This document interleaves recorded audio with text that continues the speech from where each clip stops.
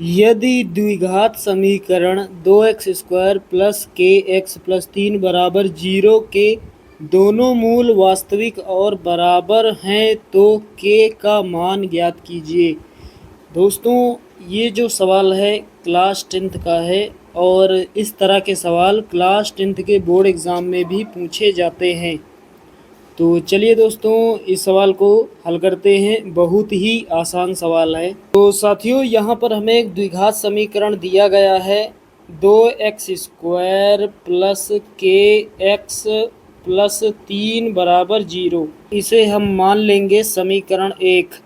उसके बाद यहाँ लिखेंगे समीकरण 1 की तुलना ax² plus bx plus c बराबर 0 से करने पर। चलिए तुलना करके ए बी सी के मान निकाल लेते हैं। x² बराबर है तो a बराबर 2 होगा। a बराबर कितना 2 हो जाएगा। x बराबर है तो b बराबर कितना हो जाएगा k। b बराबर k। उसके बाद c क्या है अचर पद, और यहाँ पर अचर पद है 3। c बराबर कितना 3। c का मान हो जाएगा 3। तो साथियों, तुलना करके हमने ए बी सी के मान निकाल लिए हैं। अब यहाँ पर सवाल में लिखा है द्विघात समीकरण 2x² प्लस के एक्स प्लस 3 बराबर 0 के दोनों मूल वास्तविक और बराबर हैं। तो यहाँ पर मूल जो है वो वास्तविक और बराबर हैं। तो जब मूल बराबर होते हैं तो d का मान 0 के बराबर होता है। विविक्त कर d जो होता है वो 0 के बराबर होता है। तो यहाँ पर लिखेंगे चूँकि मूल वास्तविक और बराबर हैं, इसलिए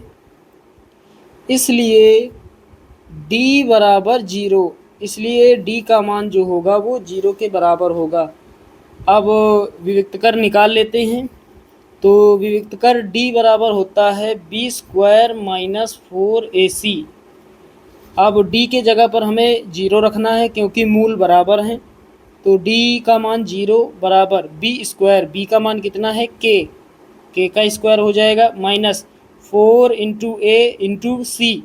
तो पहले 4 लिखेंगे, गुणा में a का मान कितना 2, गुणा में c का मान कितना 3। दोस्तों, बराबर किस तरफ 0 है और यहाँ पर 4 दूना 8, 8 त्रिके 24। तो यहाँ 24 जो है वो माइनस का है, बराबर के इस तरफ आएगा 24 प्लस का हो जाएगा। तो 24 बराबर k²। अब k² पहले लिख लेते हैं, बराबर में कितना 24। ये वाला पक्ष इधर हमने कर दिया और ये वाला पक्ष इधर हमने कर दिया। अब साथियों, इधर से स्क्वायर हटेगा तो बराबर किस तरफ पूरे में अंडर रूट लग जाएगा। k बराबर कितना अंडर रूट 24। k बराबर अंडर रूट पहले लगाएंगे। 24 को हम लिख सकते हैं 2 गुणा 6, 2 दूना 4, 4 छंग 24। अब यहाँ पर 2 का एक जोड़ा बन रहा है। अंडर रूट के अंदर किसी भी संख्या का यदि जोड़ा बन जाता है तो वह संख्या अंडर रूट से बाहर आ जाती है। तो k बराबर कितना 2 बाहर आ जाएगा क्योंकि 2 का जोड़ा बन रहा है। लेकिन यहाँ पर आगे प्लस माइनस लगाएंगे क्योंकि कोई संख्या जब रूट से बाहर आती है तो प्लस माइनस की संख्या आती है और 6 का जोड़ा नहीं बन रहा है तो 6 के ऊपर अंडर रूट रहेगा। तो k का मान कितना हो जाएगा प्लस माइनस 2 अंडर रूट 6, और यही हमारा फाइनल आंसर हो जाएगा। तो साथियों, उम्मीद करता हूँ कि ये छोटा सा सवाल आप सभी लोग अच्छे से समझ गए होंगे।